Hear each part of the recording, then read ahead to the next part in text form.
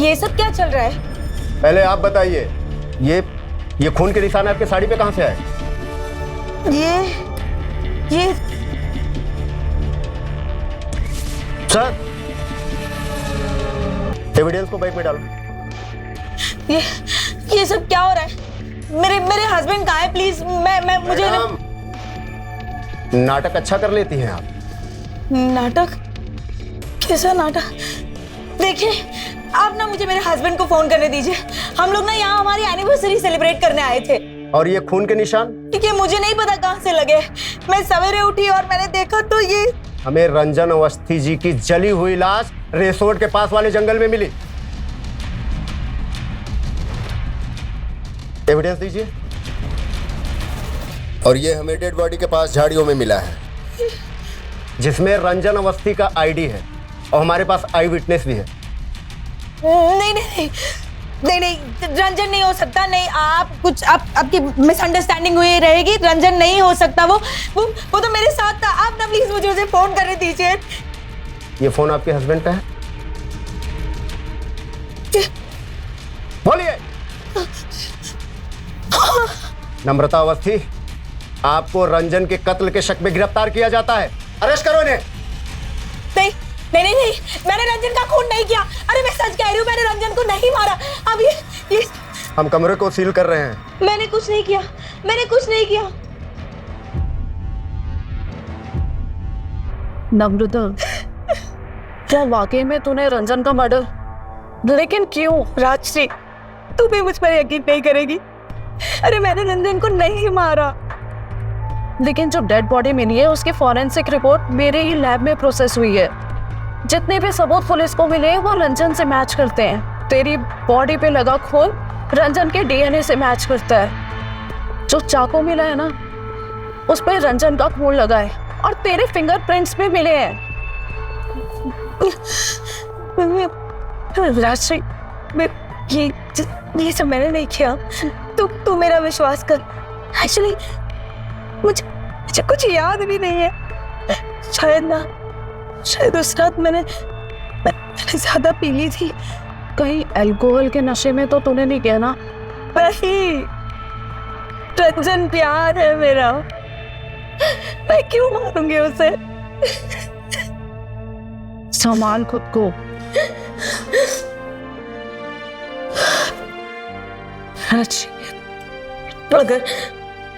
अगर मुझे कुछ हो गया तो तू मेरी सौम्या का ख्याल रखेगी ना? नम्रता, ये भी कोई कहने की बात है? हाँ, तो चिंता मत कर, तुझे कुछ भी नहीं होगा। मैं ना कोई अच्छा सा लॉयर हायर करूंगी। तुझे जल्द से जल्द बाहर निकालना है और तू बाहर निकलेगी भी, समझी? तो मत सोच ये सब। सौम्या,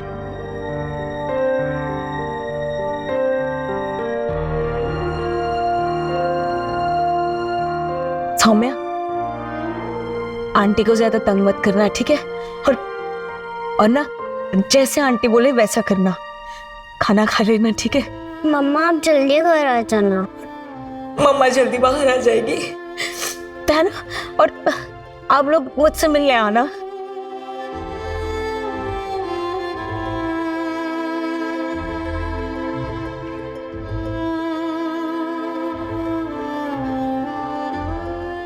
नम्रता, तो बिल्कुल मत घबरा, कुछ नहीं होगा, सब अच्छा होगा।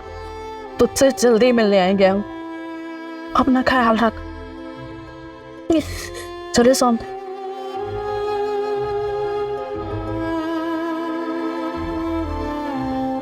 सारे सबूतों और गवाहों को मद्देनजर रखते हुए ये अदालत नम्रता अवस्थी को आजीवन कारावास की सजा सुनाती है। नम्रता के हाथों, कपड़ों और चाकू पे मिले खून के निशानात उसके पति के डीएनए से मैच खाते थे। नम्रता चीखती रही, चिल्लाती रही कि वो बेगुनाह है, उसने अपने पति का कत्ल नहीं किया। लेकिन मौका वारदात पे मिले तमाम सबूत नम्रता ही को कातिल करार दे रहे थे। जैसा कि हम सब जानते हैं कि अदालत की आंखों पर भावनाओं को न देखने की गरज से एक पर्दा सा पड़ा रहता है। लिहाजा अदालत सिर्फ और सिर्फ सबूतों की बिना पर काम करती है और अदालत ने सबूतों की बिना पर नम्रता को सजा सुनाकर उसे जेल भेज दिया। अब देखना बाकी यह है कि क्या नम्रता ने वाकई अपने पति का कत्ल किया था जिसके लिए उसे सजाए बमशक्कत झेलनी पड़ी है।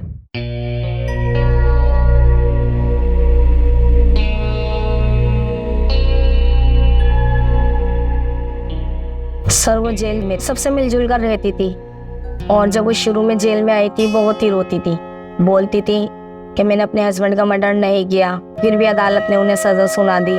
और उनकी एक ही बेटी थी जिससे वो बहुत प्यार करती थी, उससे मिलने का उन्हें बहुत ही अरमान था। वो एक ही बात बोलती थी, मैं अपनी बेटी के लिए ही जिंदा हूँ, वरना वो तो कब की आत्महत्या कर लेती। उनके अच्छे व्यवहार के कारण उनको जेल से रिहा करने के ऑर्डर भी आ गए थे जल्द ही।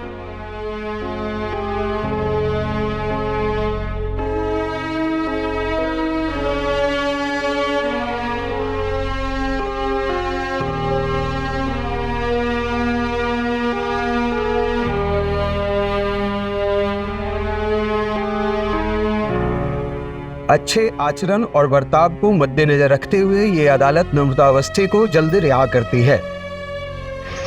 चलो उठ जाओ, सुबह हो गई।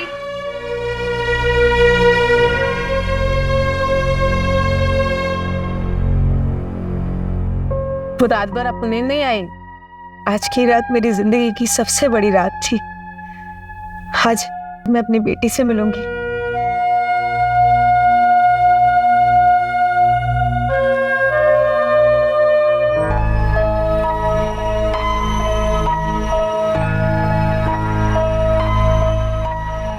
हाँ नमस्ते, ये लो यहाँ पे साइन करो।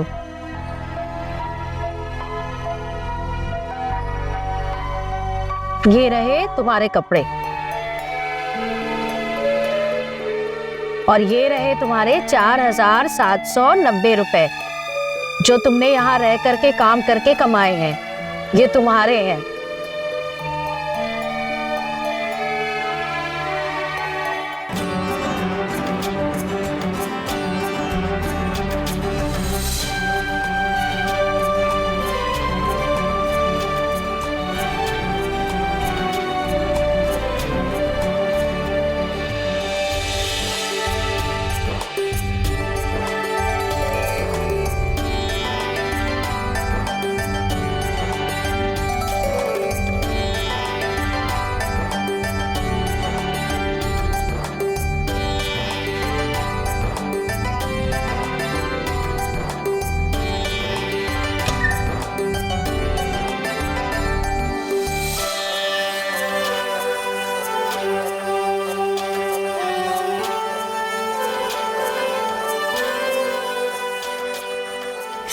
ये सब करने की क्या जरूरत थी? अब तुम्हारे मम्मी पापा तो शादी में शामिल हुए नहीं है, मेरे इस दुनिया में नहीं है। अब तो मैं एक ग्रैंड शादी तो दे नहीं सकता, लेकिन कम से कम एक रीति रिवाजों के साथ एंट्री तो दे ही सकता हूँ। मम्मी पापा जिस दिन आपको जान जाएंगे ना, उस दिन आपको अपना लेंगे। नम्रता, मैं तुम्हें प्रॉमिस करता हूँ, मैं बहुत मेहनत करूंगा और कभी किसी चीज की कमी नहीं होने दूंगा। I promise you. तो अब चले अंदर। एक मिनट, एक चीज रह गई है, ऐसे थोड़ी होता है। अरे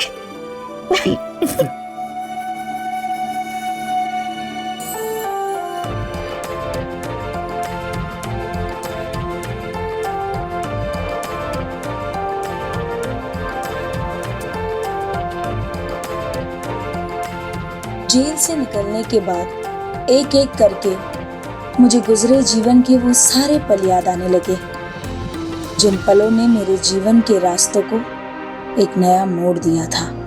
नम्रता, कैसी है तू? ओह माय गॉड राजश्री, कैसी है तू? मैं ठीक हूँ। ओह माय गॉड, तूने तो फैमिली प्लानिंग भी कर ली है। क्या करूं? अरे तू तो टच में ही नहीं थी, तो कैसे बताऊं? और पता है, मम्मी पापा के खिलाफ जाके शादी की। वो सब छोड़, तू बता तू कैसी है, क्या चल रहा है? मैं तो हॉस्पिटल लैब में असिस्टेंट हूँ। अरे वाह, वेरी नाइस। अरे मेरा घर यही है, चलना साथ में चाय पीते हैं। हाँ हाँ ठीक। अच्छा ये झोला पहले मेरे को दे। पहले ये पता कितने मंथ्स का बेबी हो गया है? 6वां महीना चल रहा है। ओह, आजकल ना थकान भी बहुत लगती है। अच्छा ये बता, रंजन से कब मिलवा रही है? अरे वो ना बिजनेस ट्रिप से बाहर गए हुए हैं, 1 वीक में आ जाएंगे। मतलब ऐसी हालत में वो तुझे अकेले छोड़ के गया है? उसे ये नहीं पता कि प्रेग्नेंट वुमेन को इस समय कितनी जरूरत होती है।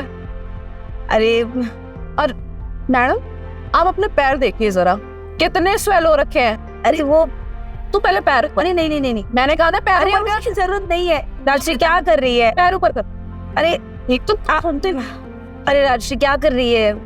मालिश कर रही हूँ नम्रता, और जब तक तेरे हस्बैंड नहीं आते ना तब तक मैं यहीं रुक जाती हूँ। कोई तो होना चाहिए ना तेरा ख्याल रखने के लिए। तो भी ना, मैं ना एक काम करती हूँ, मेरा घर ना यही पास में है, संतोष गली में है। अच्छा, तो शाम तक मैं अपना सामान ले आती हूँ, तो चल कर। Thank you. अरे हाँ हाँ बोल तो रही हूँ, ये घर हम लोगों ने 6 साल पहले लिया था। यहाँ पर कौन रहता था पहले ये तो मुझे नहीं पता, मेरे हस्बैंड को शायद पता हो, पर वो तो गांव गए हुए हैं। मेरी सास की तबीयत खराब है ना, इसलिए। मैं अपनी बेटी और सबसे अच्छी दोस्त राजश्री को ढूंढती उसके घर पहुंची तो पता चला कि वो घर छोड़कर वहां से कब की जा चुकी है। राजश्री का तो पुराना एड्रेस ही है हमारे पास, उसका नया एड्रेस तो हमारे पास नहीं है। अब वो कहाँ रहती है ये तो हमें नहीं पता। उसने काफी पहले ही लैब छोड़ दिया था। हाँ, मैं आपके फोन से एक फोन कर सकती हूँ? जी।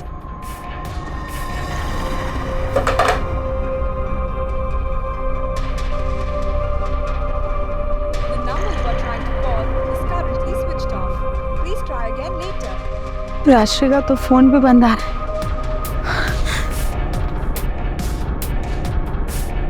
Thank you. जेल से निकलने के बाद मुझ पर एक के बाद एक मुसीबत टूट पड़ी। सर पर कोई छत नहीं, माँ बाप रहे नहीं, कोई ऐसा रिश्तेदार भी नहीं कि जिसके पास मैं जा सकूं, सिवाय एक दोस्त राजश्री के, जिसका कोई अता पता नहीं था। उसने भी बरसों पहले मुझसे जेल में मिलना जुलना अचानक बंद कर दिया था। मेरी बेटी उसी के पास थी। मैं बस अपनी बेटी से मिलना चाहती थी। मैं उसे देखने के लिए, उसे छूने के लिए पागल हो रही थी।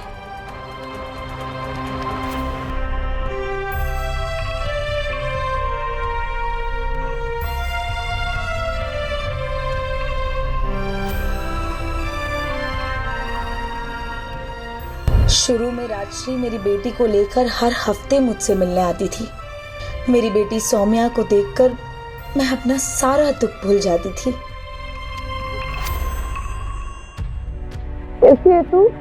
मुझे आपकी बिना नींद नहीं आती। मुझे आंटी के घर में डर लगता है। तुम ना इसको अपने साथ लेकर सोना, ये मैंने यहाँ बनाई है, तुम्हें डर नहीं लगेगा, ठीक है? हाँ, तुझे पता है नम्रता कि तुझे बहुत मिस करती है मीठी, और मुझे ना कभी कभी समझ में भी नहीं आता कि इसकी बातों का क्या जवाब दो। सॉरी राजश्री, मेरे मम्मी पापा जिंदा होते ना तो मैं तुझे इस सब में इन्वॉल्व ही नहीं करती। तो कैसी बातें कर रही है? सौम्या मेरी भी बेटी है। जैसे जैसे ये केस आगे बढ़ रहा है ना, मुझे तो कोई उम्मीद ही नहीं है। मेरी सौम्या को लेके मैं सिर्फ तुझ पे भरोसा कर सकती हूँ। एडवोकेट ने क्या कहा? तो ना बिल्कुल चिंता मत कर, जो तेरा घर बेच के पैसे आए थे ना, मैंने उससे बहुत बड़ा लॉयर हायर किया है, और नेक्स्ट वीक अपॉइंटमेंट भी है। मेरे मम्मी पापा का घर बिका नहीं होता ना तो तू और सौम्या वहाँ आराम से रह सकते थे।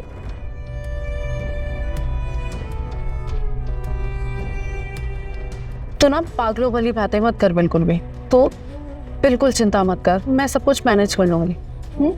चलो चलो बाहर निकलो, मिलने का टाइम खत्म हुआ। सौम्या, तुम ना अपना ख्याल रखना, ठीक है? और मम्मा से मिलने आओगी ना?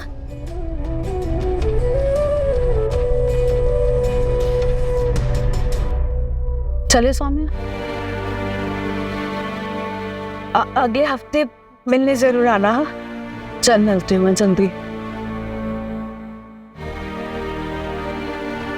सौम्या, मम्मा से मिलने आना। हाँ? चल।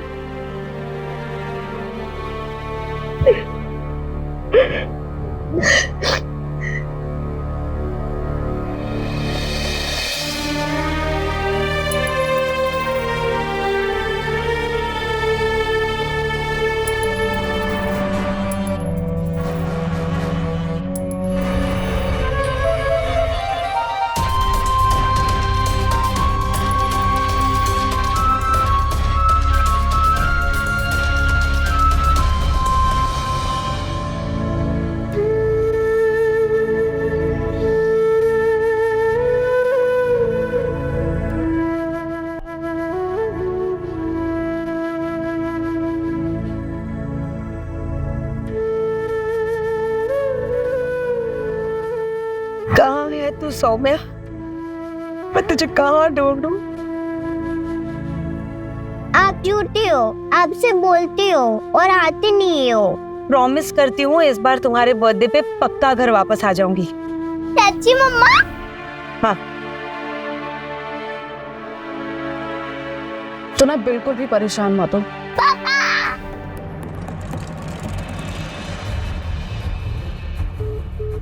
हेलो हेलो राजश्री,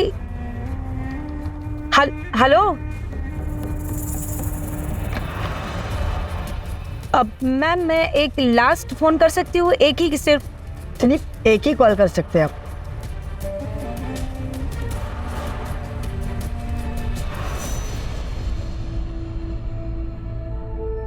कहीं राजश्री शादी करके शिफ्ट तो नहीं हो गई?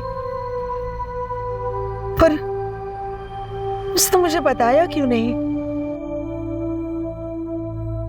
जो उसने झेला है ना, भगवान ऐसी तकलीफ किसी को ना दे। उसके दोस्त ने भी जेल में आना बंद कर दिया था और उसको उसकी बेटी से भी नहीं मिलवाया। उसको बस एक ही गम था कि अचानक से उसकी प्यारी दोस्त कहाँ गायब हो गई। जेल से रिहा होने के बाद वो सिर्फ अपनी दोस्त को ढूंढना चाहती थी ताकि वो अपनी बेटी तक पहुंच सके।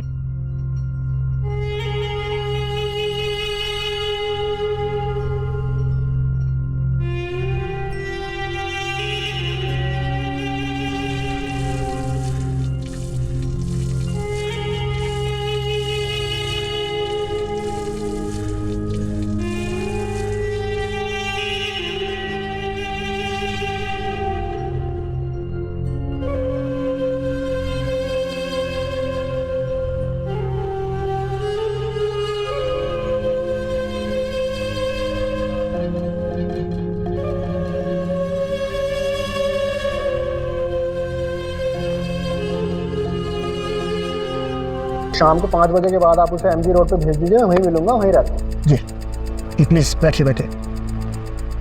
नम्रता, ये एडवोकेट उस्मान जी हैं। तुझे पता है यहाँ के बहुत बड़े लॉयर हैं।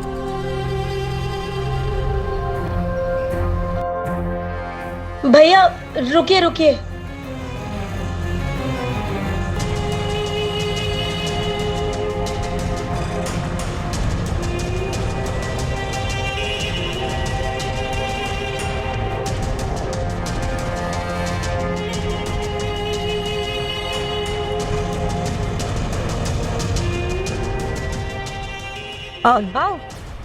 यहाँ एडवोकेट उस्मान का घर कहाँ है?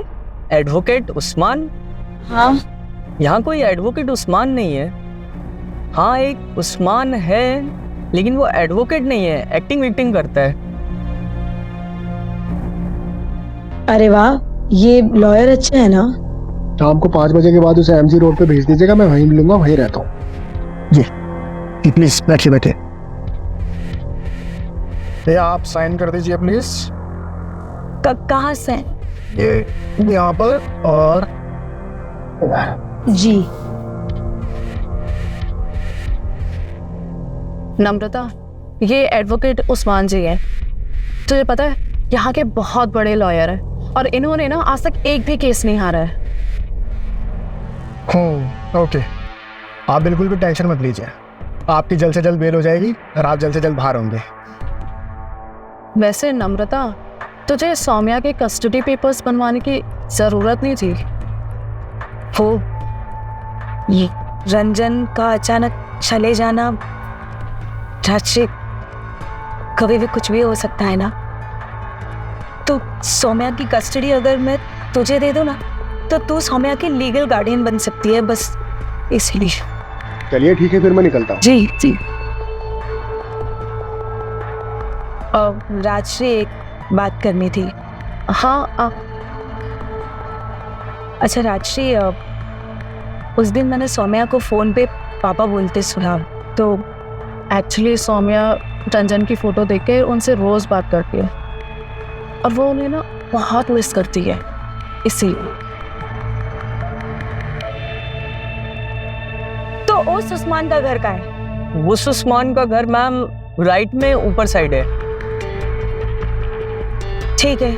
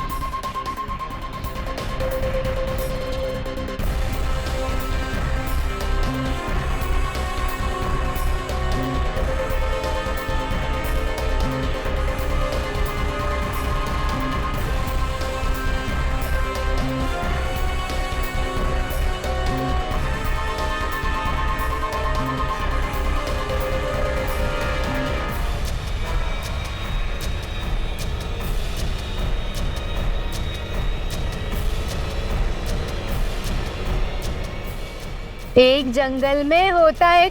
कहाँ है मेरी बच्ची? बता मेरी बच्ची कहाँ है? ये कौन है? आप पुलिस को फोन कीजिए ना। हाँ करो ना पुलिस को फोन। 420 के अंदर जाएगा तुम्हारा पति। मान ये क्या बोल रही है?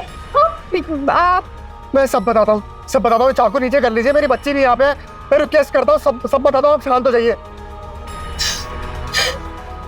कहाँ है उस्मान मेरी बच्ची? 6-7 साल पहले मैं नुक्कड़ नाटक करता था, मुझे पैसों की तंगी रहती थी।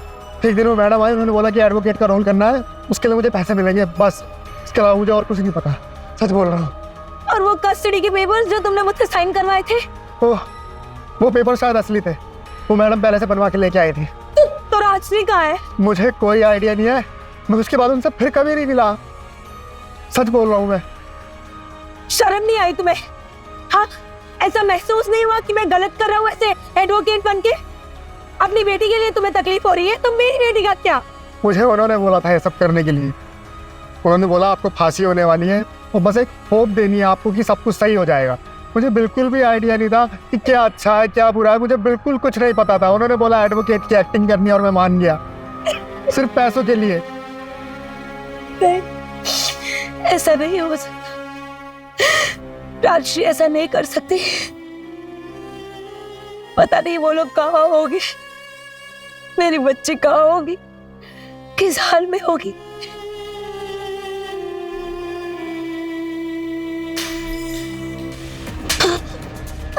पता नहीं कब तक तुझे झेलना पड़ेगा। कोई काम ठीक से कर सकती है या नहीं? हाँ, ये गलती से हो गया मेरे से, हाथ से स्लिप हो गया, आगे से नहीं होगा सब। सॉरी की बच्ची, 10,000 की परफ्यूम की बोतल थी वो। निकल यहाँ से, चल निकल। इतनी महंगी परफ्यूम तोड़ दी इसने मेरे।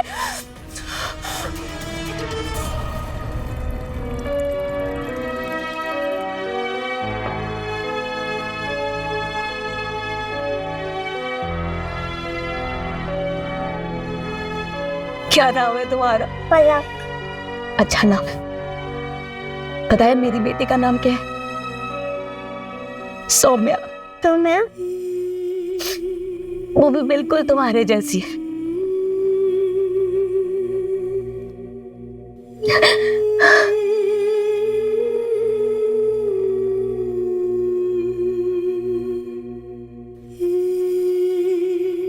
अगर आप लोगों को कुछ पता चले तो मुझे बताना जरूर। रुकिए उस्मान, आपने बहुत गलत किया इनके साथ। आपको इनकी मदद करनी चाहिए जब तक कि सौम्या नहीं मिल जाती। और आप जब तक सौम्या नहीं मिलती, आप हमारे साथ यहाँ रहेंगे। और आप चिंता मत कीजिए, सौम्या को ढूंढने में हम आपकी मदद करेंगे।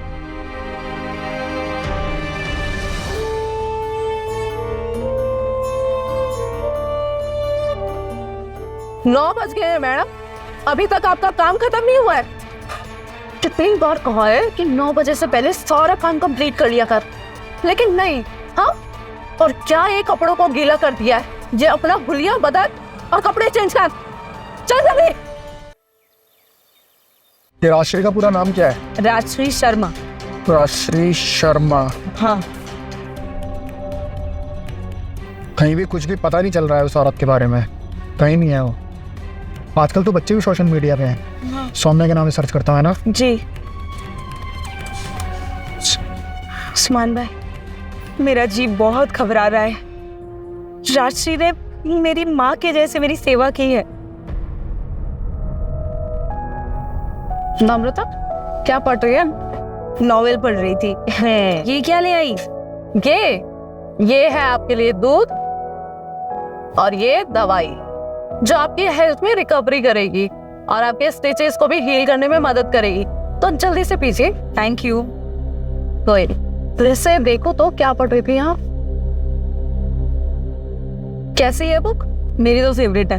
अच्छा, वो भी पढ़ के देख। अरे रंजन आ गया। हाय। हमारी क्यूट सी बेटी का है, उसकी मालिश करके उसे सुला दिया है। मैं देख के आता हूँ। राजश्री, पता नहीं तुम्हारे बिना मैं ये 1.25 महीना कैसे निकालती। मम्मी की बहुत याद आती है। मैडम, पहले आप रिकवर हो जाए, उसके बाद सौम्या के साथ ना हम अंकल आंटी के पास चलेंगे, ठीक है? मेरे मम्मी पापा से भी राजश्री ने ही मेरी बात करवाई थी। तो आपने अपनी बच्ची की कस्टडी अपने पेरेंट्स को क्यों नहीं दी?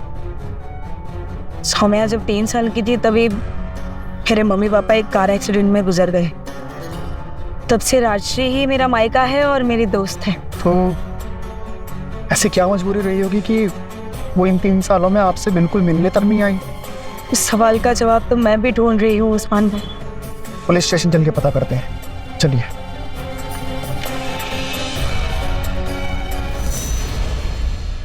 जब आप खुद कह रही हैं कि 6 साल पहले वो उस घर से चली गई है, तो जरूरी नहीं कि वो गायब हो, वो कहीं और रह रही होगी और इस एरिया से चली गई, तो ये केस हमारे एरिया से बाहर है। और आप कुछ तो कर सकते हैं ना सर, प्लीज। क्या नाम बताया उसका? राजश्री। राजश्री शर्मा। राजश्री शर्मा। राजश्री शर्मा के नाम से तो हमारे थाने में कोई मिसिंग या डेथ रिपोर्ट नहीं है। सौम्या का चेक कीजिए ना, सौम्या अवस्थी।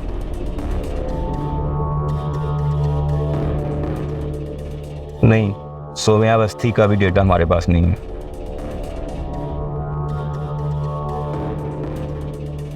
कहाँ होगी तुम राजश्री?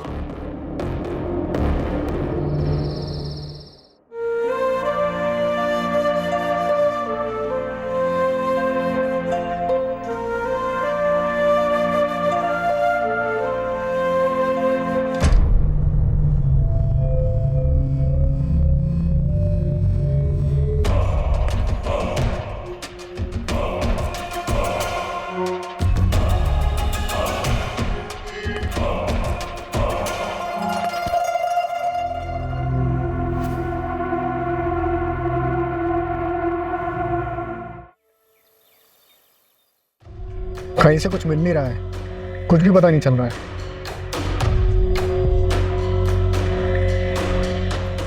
कहाँ से मिलेगा कुछ? क्या हुआ? कुछ मिला? कुछ नहीं मिला। इंटरनेट पे सर्च करो ना, इमेजेस के थ्रू। हाँ, आपके पास कोई फोटो है क्या राजश्री और सौम्या के? हाँ। आप दो ना।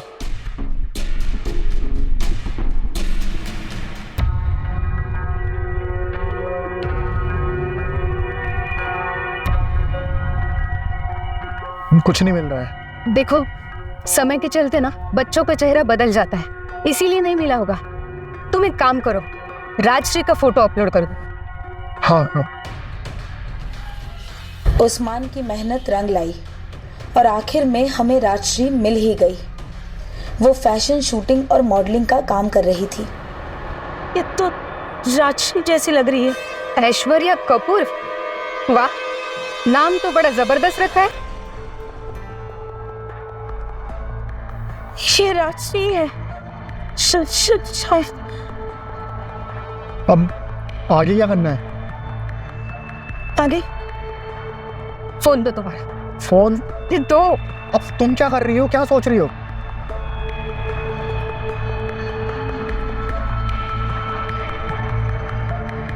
मैंने उसे एडवर्टाइजिंग के डायरेक्टर बन के मैसेज किया है कि बेटी और माँ को एक एड शूट करना है और उसका पेमेंट होगा 50,000 रुपए। और ये शूट है ना, हम उसके घर पर ही करेंगे। बस वो एक बार ना हाँ बोल दे, फिर एड्रेस और नंबर खुद ब खुद मिलेंगे।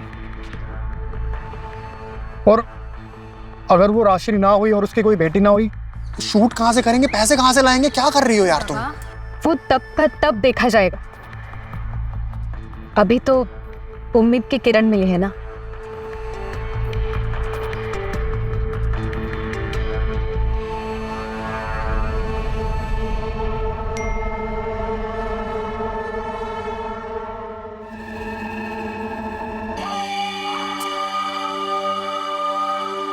पचास।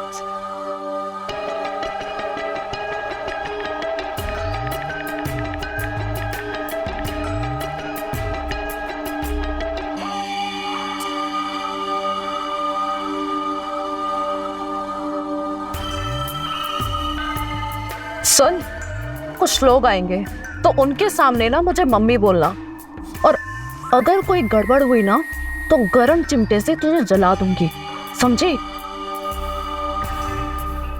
निमृता जी, राशि का मैसेज आ गया। उसने अपना एड्रेस भेज दिया है, चलिए चलते हैं। नहीं, मैं अकेले जाऊंगी। नहीं नहीं, आपकी जान को खतरा हो सकता है। मगर आपकी जान को भी तो खतरा हो सकता है ना। वैसे भी आप लोगों ने बहुत कुछ किया मेरे लिए। अब बस ये मेरी लड़ाई है और इससे मैं खुद लड़ूंगी। Thank you.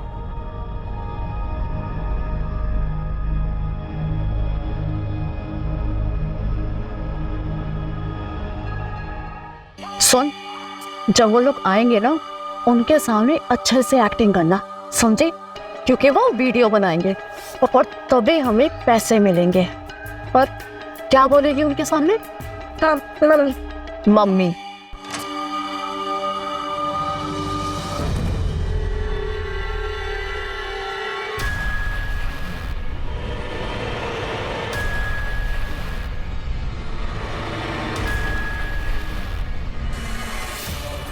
मम्मी,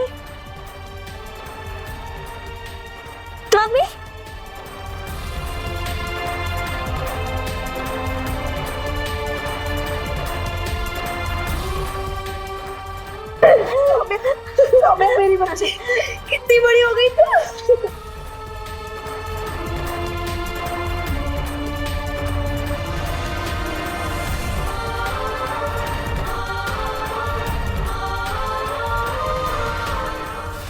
आंटी मुझे बहुत मारती है मम्मी, सारा काम मेरे से ही करवाती है।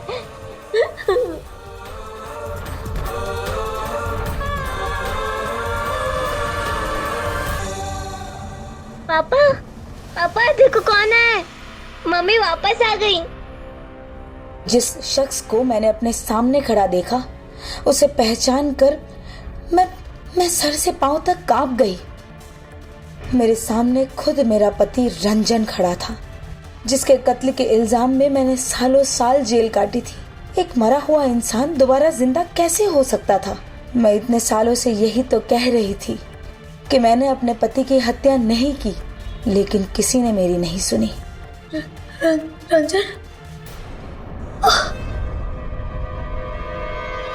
रंजन, तुम जिंदा हो? तो लाश किसकी थी? हरजीश? ओह कम ऑन नम्रता, तुम कितनी डम हो। रिंग में नींद की गोलियां मिलाना कोई बड़ी बात नहीं है, और नशे में फिंगम पेट लेना चाकू पर वो भी कोई बड़ी बात नहीं है। अगर तुम सच सुनना चाहती हो तो सुनो फिर।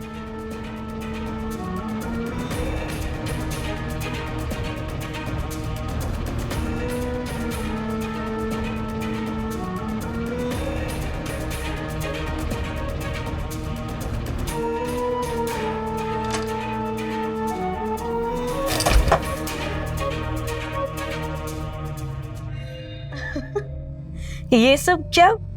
Happy 6th marriage anniversary, darling. Thank you. अच्छा, इसलिए तुम सौम्या को राजश्री के पास छोड़ना चाहते थे? Of course, darling. अगर मैं उसे लाता तो तुम्हारे साथ क्वालिटी टाइम कैसे स्पेंड कर पाता? And I'm really sorry, पिछले कुछ टाइम से मैं तुम पे ध्यान ही नहीं दे पाया। तुम भी क्या सोचती होगी ना, क्या डफर लड़के से लव मैरिज कर ली? Oh no. क्या हुआ? अब मैं तुम्हारा सरप्राइज गिफ्ट तो गाड़ी में ही भूल गया। एक मिनट, मैं लेके आता हूँ। ठीक है।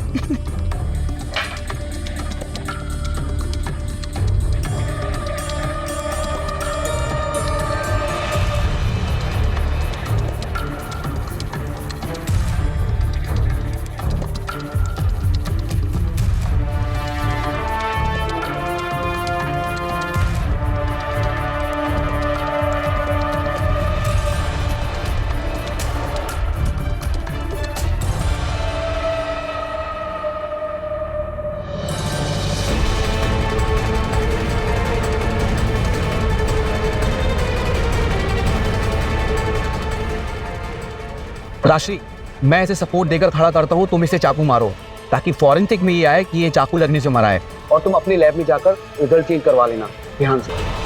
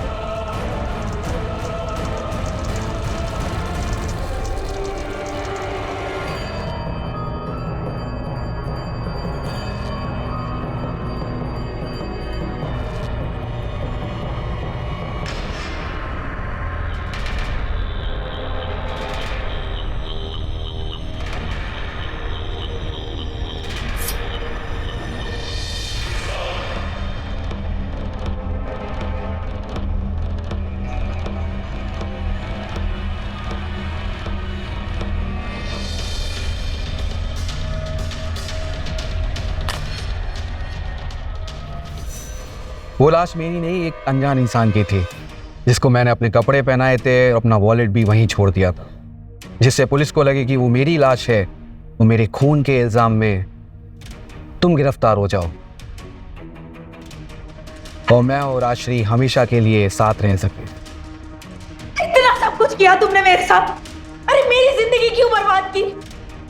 पता है तुम्हें इतने सालों से मैं जेल में थी, मुझसे मेरी बच्ची को दूर कर दिया और ये सब तुम्हारे इस नाजायज रिश्ते के लिए। अरे मुझे बोल दिया होता ना, मैं दे देती तुम्हें तलाक। तो तू अपने साथ में सौम्या को भी ले जाती ना। तेरे मम्मी और पापा ने मरते समय इस लड़की के नाम पे करोड़ों की जायदाद कर दी थी, जो इसके 18वें बर्थडे पे इसे मिलने वाली है।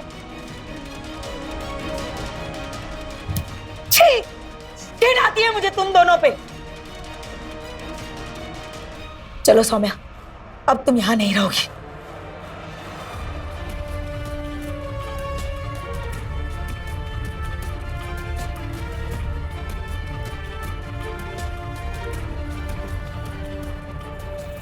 तुम्हारा उससे कोई रिश्ता नहीं है। तो मेरी बेटी है। हाँ, अपनी मम्मी को छुड़ाने मानेगी नहीं क्या? हाँ?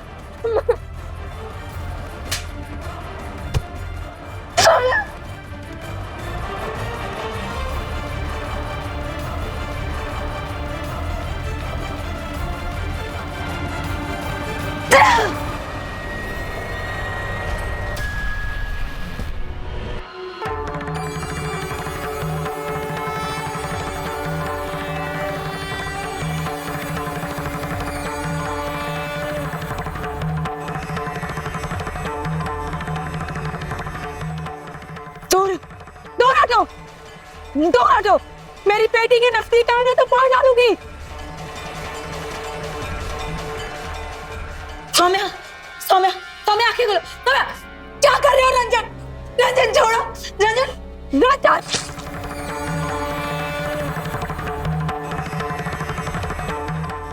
एक ही जुर्म की सजा दोबारा नहीं मिली।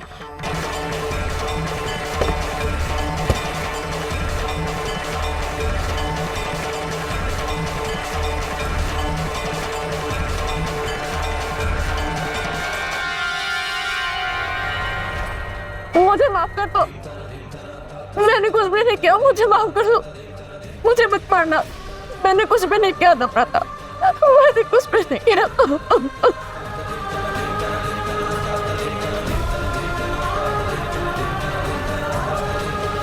बेशक इस कायनात में, इस दुनिया में मातृत्व भाव के समान शक्तिशाली और कुछ भी नहीं।